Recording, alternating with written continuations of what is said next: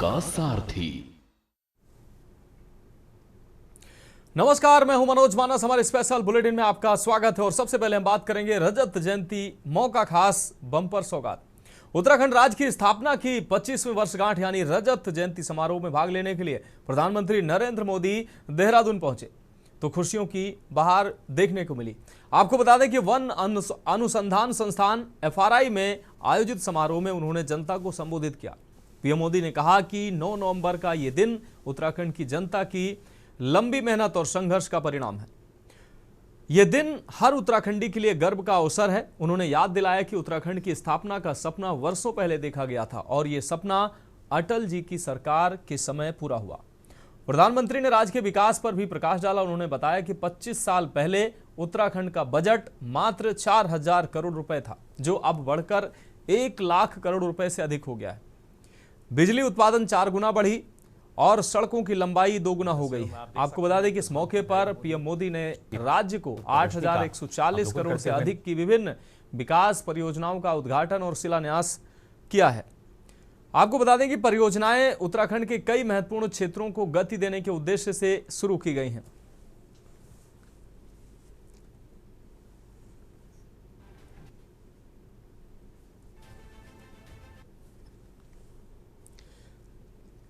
तो रजत जयंती समारोह के अवसर पर प्रधानमंत्री नरेंद्र मोदी देहरादून पहुंचे। उत्तराखंड रजत जयंती समारोह में शामिल हुए प्रधानमंत्री नरेंद्र मोदी 8,000 करोड़ से अधिक की परियोजनाओं की सौगात भी उत्तराखंड को प्रधानमंत्री के द्वारा दी गई है। रजत जयंती समारोह में शामिल हुए प्रधानमंत्री ने उत्तराखंड की जो उपलब्धियां हैं उसका भी उन्होंने जिक्र किया कि जब राज्य अलग हुआ था उस समय राज्य का बजट 4000 करोड़ रुपए था, अब 1 लाख करोड़ के आसपास 1 लाख करोड़ के पार पहुंच गया है। आप सब जानते हैं उत्तराखंड से मेरा लगाव कितना गहरा है। जब मैं स्पिरिचुअल जर्नी पर यहां आता था तो यहां पहाड़ों पर रहने वाले मेरे भाई बहनों का संघर्ष, उनका परिश्रम, कठिनाइयों को पार करने की उनकी ललक मुझे हमेशा प्रेरित करती थी। साथियों, यहां बिताए हुए दिनों ने मुझे उत्तराखंड के असीम सामर्थ्य का साक्षात परिचय करवाया है। इसलिए ही जब बाबा केदार के दर्शन के बाद मैंने कहा ये दशक उत्तराखंड का है,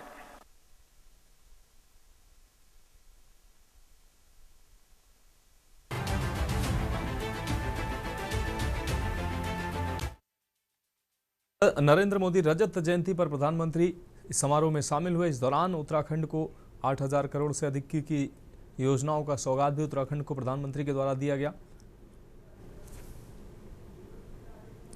और इस खबर पर अहम जानकारी के लिए हमारे ब्यूरो चीफ राजेश वर्मा जी हमारे साथ जुड़ चुके हैं। राजेश वर्मा जी, उत्तराखंड के रजत जयंती के मौके पर आयोजित कार्यक्रम में प्रधानमंत्री नरेंद्र मोदी भी पहुंचे। इस दौरान 25 वर्षों की इन उपलब्धियों में उत्तराखंड ने कितनी यात्रा तय की, इसका भी जिक्र उन्होंने किया। इसके साथ ही उन्होंने उत्तराखंड वासियों की सराहना भी की, उनके त्याग बलिदान की भी उन्होंने बातें कही।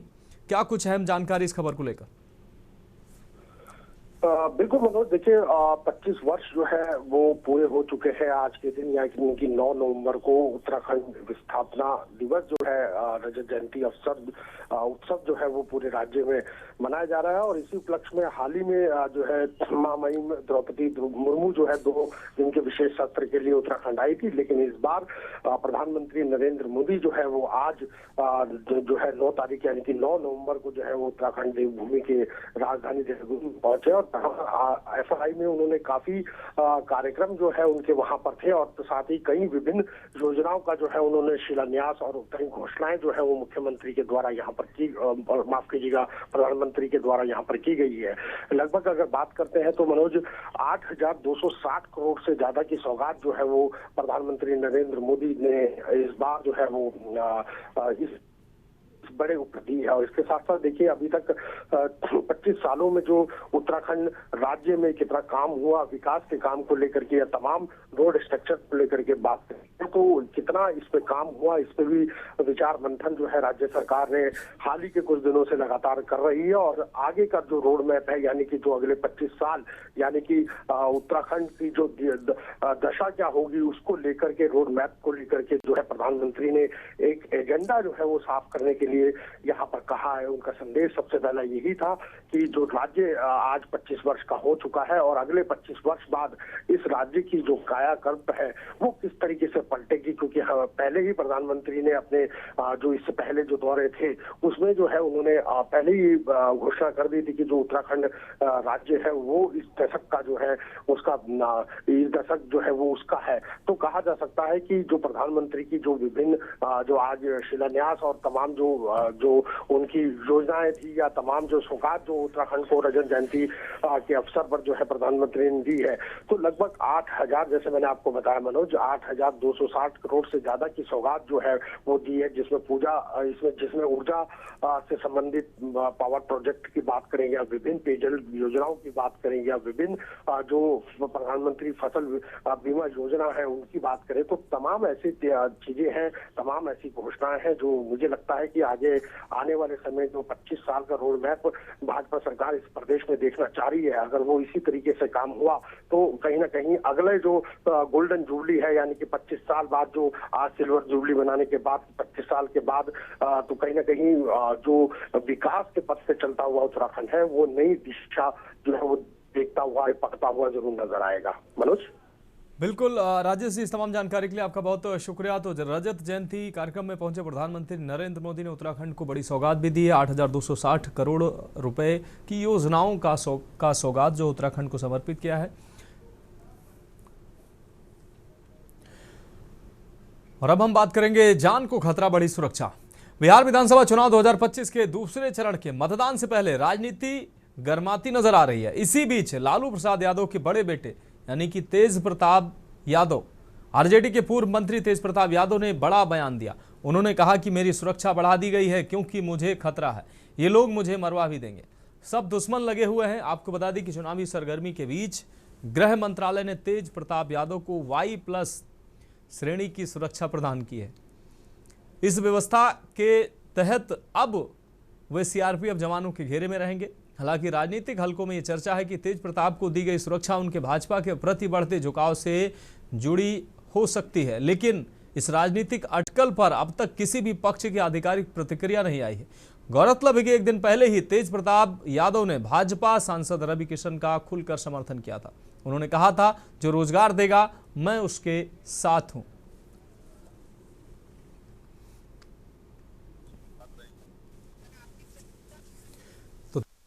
को Y+ की सुरक्षा दी है। विशेष संवाददाता अखिलेश जी हमारे साथ जुड़ गए हैं। अखिलेश जी, तेज प्रताप यादव को Y+ की सुरक्षा दी गई है और बताया जा रहा है कि उनको जान का खतरा था, इस वजह से ये सुरक्षा दी गई है, जबकि राजनीतिक हलकों में ये बात कही जा रही है कि भाजपा के प्रति झुकाव का उनको ये इनाम मिला है। क्या कुछ अहम जानकारी?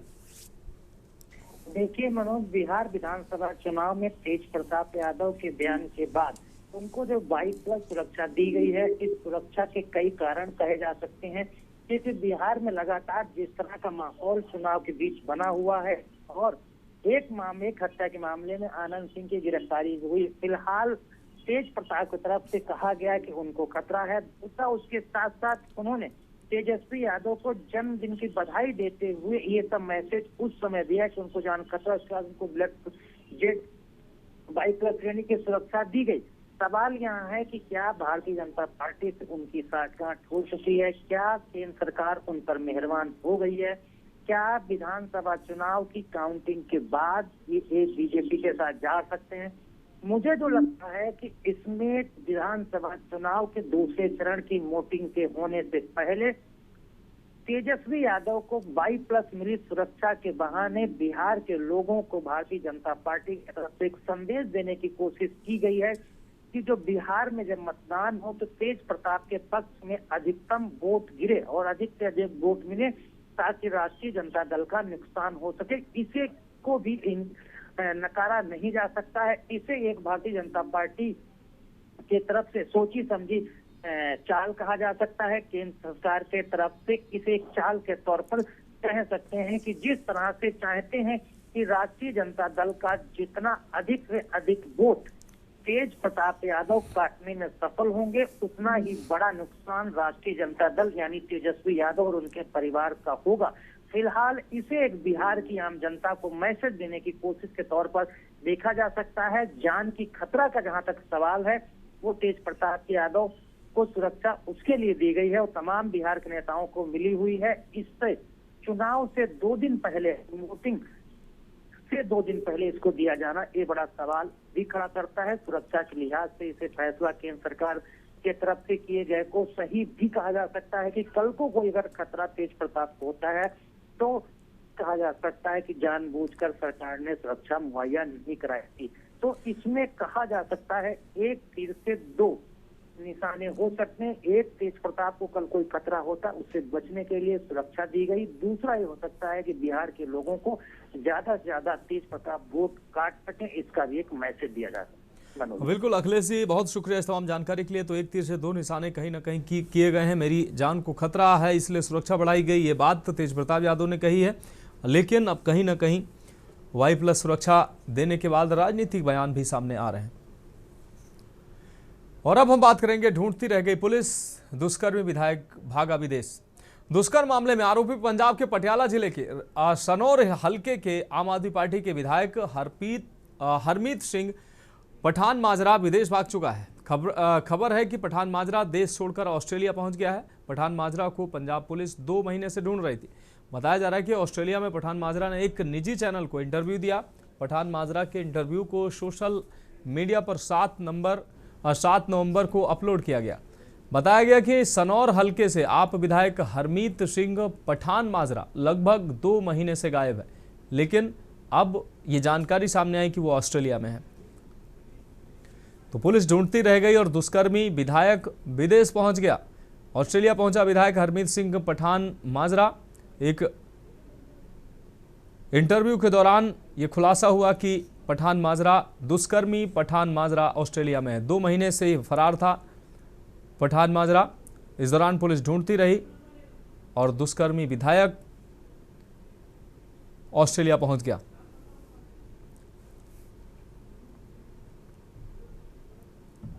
और इस खबर पर हम जानकारी के लिए हमारे ब्यूरो चीफ विनोद गुप्ता हमारे साथ जुड़े हुए हैं। विनोद जी, पुलिस यहां ढूंढती रही, 2 महीने से पुलिस ढूंढ रही है, जबकि जो दुष्कर्मी विधायक है पठान माजरा वो ऑस्ट्रेलिया पहुंच गया। पुलिस यहां खाक छान रही है, कैसे ये हो गया, एजेंसियों को जानकारी नहीं हुई और यहां लकीर पीटती रही पुलिस और जो आरोपी था वो ऑस्ट्रेलिया पहुंच गया। विनोद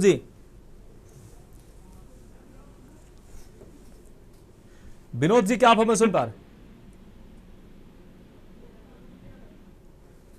तो 2 महीने से दुष्कर्मी विधायक फरार था और अब ये जानकारी सामने आई है कि दुष्कर्मी विधायक ऑस्ट्रेलिया पहुंच गया है। पिछले 2 महीने से पुलिस इस फरार दुष्कर्मी की तलाश कर रही थी। तो आम आदमी पार्टी का विधायक हरमीत सिंह पठान माजरा ऑस्ट्रेलिया पहुंच चुका है। एक दुष्कर्म, आपको बता दें, दुष्कर्म का आरोपी है पठान माजरा। यहां पुलिस ढूंढती रही जबकि दुष्कर्मी विधायक विदेश भाग चुका है। तो निश्चित रूप से इसको लेकर अब एजेंसियों पर सवाल उठ रहे हैं। ब्यूरो चीफ विनोद गुप्ता हमारे साथ एक बार फिर से जुड़ चुके हैं। विनोद जी, दुष्कर्मी ऑस्ट्रेलिया पहुंच गया और पुलिस यहां 2 महीने से ढूंढ रही है, कैसी ये लापरवाही है? इस पर कुछ पुलिस बोलने को तैयार है, क्या कुछ है, अपडेट देंगे? विनोद जी। हरियाणा जी, देखिए, जिस तरह पठान माजरा पिछले 2 महीने से पटियाला के सनौर से गायब था और उसके इसी बीच वो एक बार हरियाणा जाता है, हरियाणा में पुलिस रेड मारती है, रेड के दौरान वहां से भी गायब हो जाता है। तो कहीं ना कहीं पुलिस की लापरवाही कह लीजिए या जो सरकारी एजेंसी है उनके ऊपर जो दबाव डालने लगा है। और एक अचानक से एक इंटरव्यू जो ऑस्ट्रेलिया से प्रकाशित होता है, टेलीकास्ट होता है, उसके बाद एजेंसियां सत्ते में आती है और देखते हैं कि पठान माजरा विदेश भाग गया है। तो कहीं ना कहीं एजेंसियों पे एक परसेप्शन जरूर लग गया है और इस सरकार के ऊपर भी।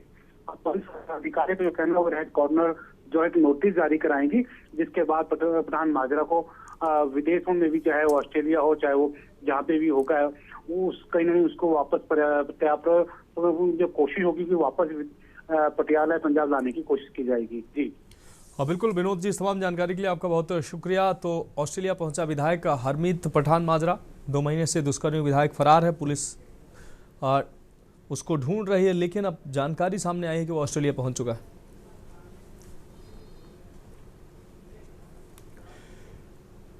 फिलहाल हमारे स्पेशल बुलेटिन में वक्त एक ब्रेक का। ब्रेक के बाद हम बात करेंगे परेशान आमजन, विधायक जी का दोने में भोजन।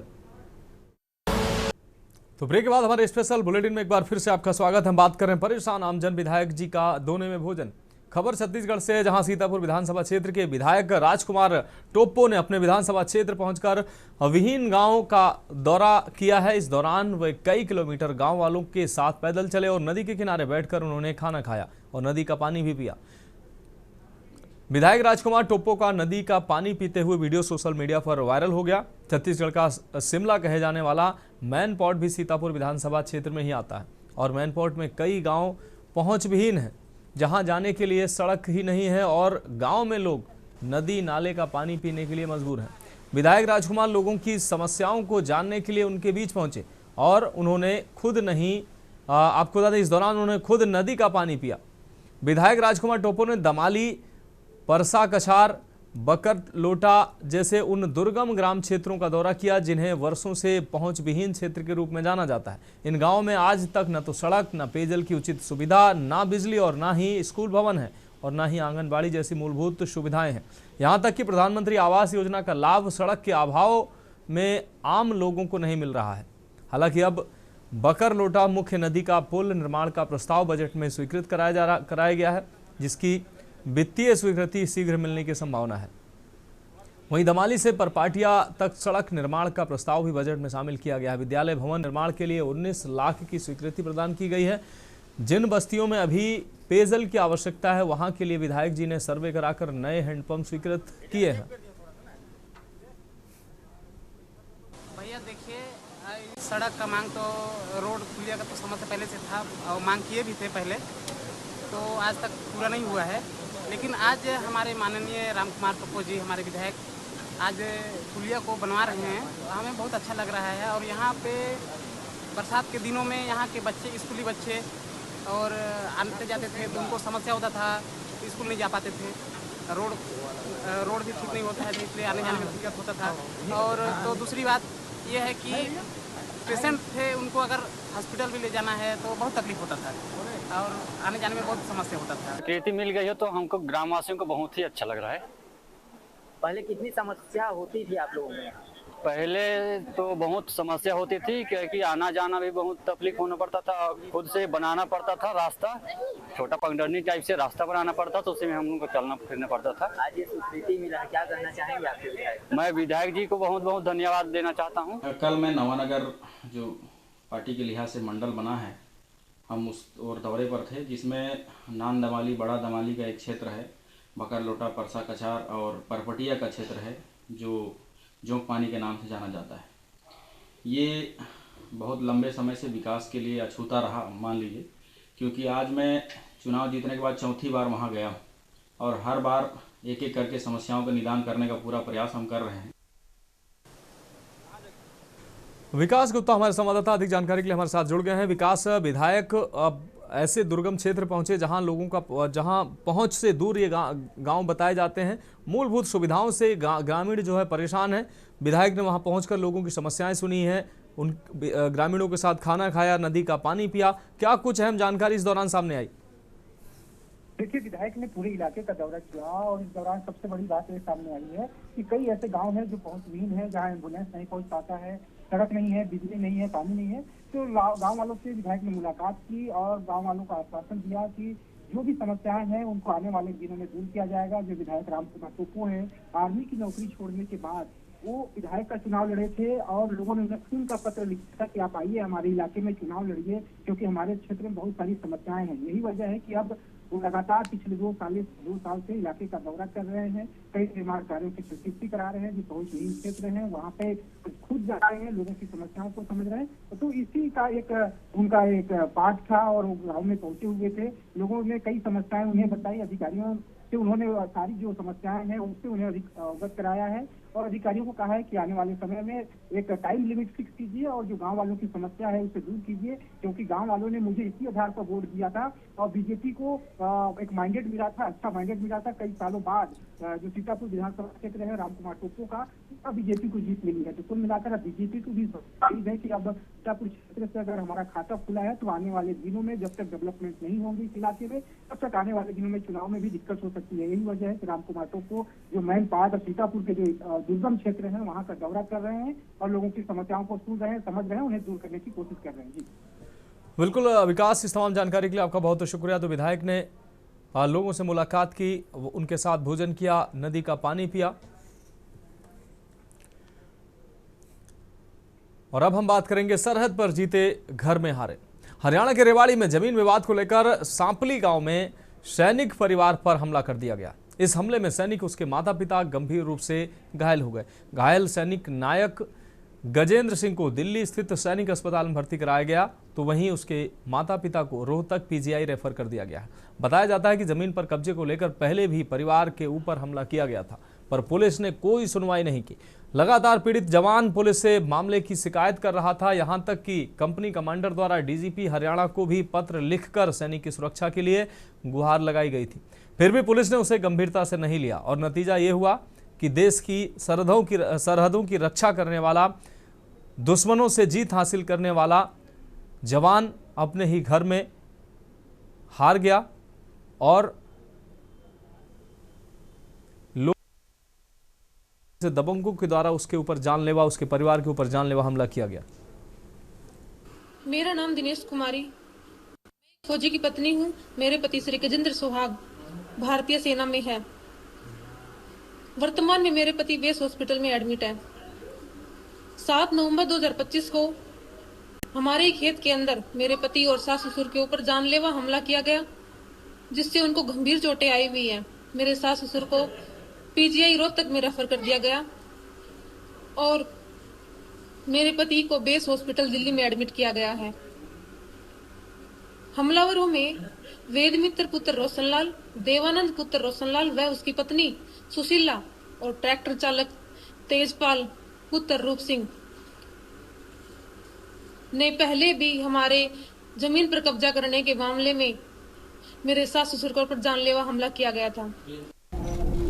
मैं पहले जम्मू कश्मीर में तैनात था जब मेरे परिवार पर हमला किया और पुलिस से आम प्रशासन की बार बार अपनी सुरक्षा की गुहार मेरा परिवार लगा रहा था और पुलिस अनदेखा कर रही थी उन एप्लीकेशन को। हर महीने एक एप्लीकेशन दी थी। अभी छुट्टी आने पर भी मेरे सीओ साहब ने एप्लीकेशन दी थी, सुरक्षा की गुहार लाई थी। पुलिस प्रशासन 112 ने हमारी हेल्प की, एम्बुलेंस ने 112 फिर भी नहीं पहुंची और जो कातिल है वो सब इंस्पेक्टर है, पुलिस प्रशासन उसकी हेल्प कर रहा है। विनोद गुप्ता ब्यूरो चीफ हमारे साथ इस खबर पर ज़्यादा जानकारी के लिए हमारे साथ जुड़ चुके हैं। विनोद जी, एक सैनिक सरहद पर देश की रक्षा के लिए खड़ा होता है, दुश्मनों से तो वो जीत जाता है लेकिन घर में आकर अपनों से वो हार जाता है। क्यों ये ऐसी तस्वीर क्यों सामने आई? पुलिस प्रशासन ने उसको न्याय नहीं दिया? देखिए, मामला जो है हरियाणा के रेवाड़ी क्षेत्र के खोल गांव का है और पुलिस को हाँ जरूर शिकायत पहले भी दी जा चुकी थी और दोबारा एक वीडियो वायरल का सैनिक ने जो है अपने कमांडर ऑफिस जो हॉस्पिटल है वहां से एक वीडियो वायरल की थी, जिसमें पुलिस प्रशासन हो या फिर जिन लोगों ने उन पे हमला किया उसके ऊपर आरोप भी लगाए हैं और उसने गुहार भी लगाई है पुलिस प्रशासन के साथ साथ मुख्यमंत्री और डीजीपी हरियाणा से। तो कहीं ना कहीं मामला पुलिस के संज्ञान में भी है और जरूर ये है कि लापरवाही जरूर बरती गई है, क्योंकि पहले भी इन सैनिक के परिवार पर हमला हो चुका और उसके बावजूद सैनिक ने आने से पहले भी शंका जताई थी कि उस पर हमला हो सकता है और उसके बावजूद हमला हो गया। तो कहीं ना कहीं पुलिस की लापरवाही है।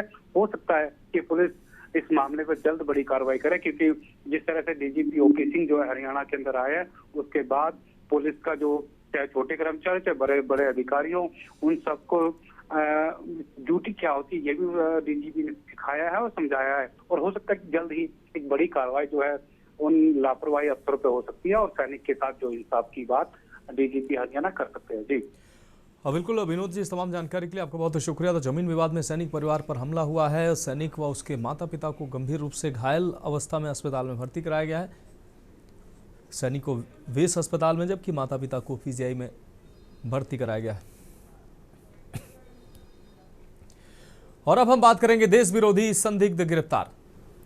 गुजरात में आतंकी साजिश रचने के आरोप में 3 संदिग्ध लोगों को गिरफ्तार किया गया। आतंक रोधी दस्ते यानी कि एटीएस ने हथियार सप्लाई करते समय तीनों संदिग्ध आतंकियों को गिरफ्तार किया है। देश में आतंकी हमले की साजिश रचने के आरोप में पकड़े गए इन लोगों की पहचान सार्वजनिक नहीं की गई है। अहमदाबाद से 3 संदिग्धों को गिरफ्तार किया गया है। पुलिस की तरफ से जारी बयान में कहा गया, गुजरात एटीएस ने अहमदाबाद से 3 संदिग्धों को गिरफ्तार किया है। ये पिछले 1 साल से गुजरात एटीएस के रडार पर थे। तीनों को हथियार सप्लाई करते हुए गिरफ्तार किया गया। ये देश के विभिन्न हिस्सों में आतंकी हमले करने की योजना बना रहे थे।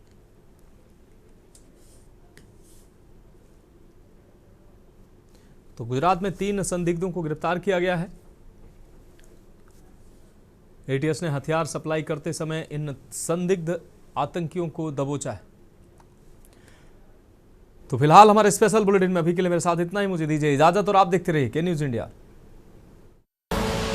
आप देख रहे हैं